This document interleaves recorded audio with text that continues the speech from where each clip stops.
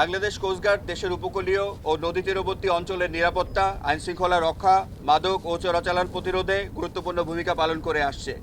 এরই ধারাবাহিকতায় চট্টগ্রামের বহির্নোঙর সমুদ্র এলাকায় আজ 10 আগস্ট 2026 সোমবার দিবাগত রাত 3টায় অপারেশন সমুদ্র পহরায় নিয়োজিত কোস্টগার্ড জাহাজ কুতুবদিয়া ও আউটপোস্ট পতেঙ্গা কর্তৃক গোপন সংবাদের ভিত্তিতে একটি বিশেষ অভিযান পরিচালনা করা হয়।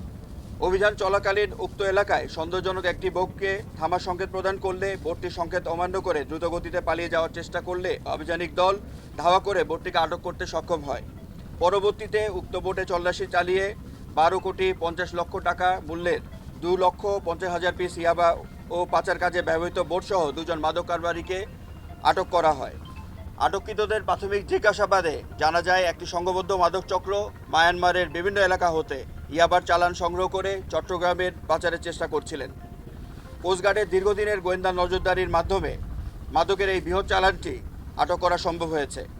উক্ত সংঘবদ্ধ মাদক চক্রের অন্যান্য সদস্যদের চিহ্নিত করে আইনের আওতায় আনতে কোস্টগার্ডের গোয়েন্দা তৎপরতা ও অন্যান্য আইনশৃঙ্খলা বাহিনীর সাথে সমন্বয় অব্যাহত রয়েছে।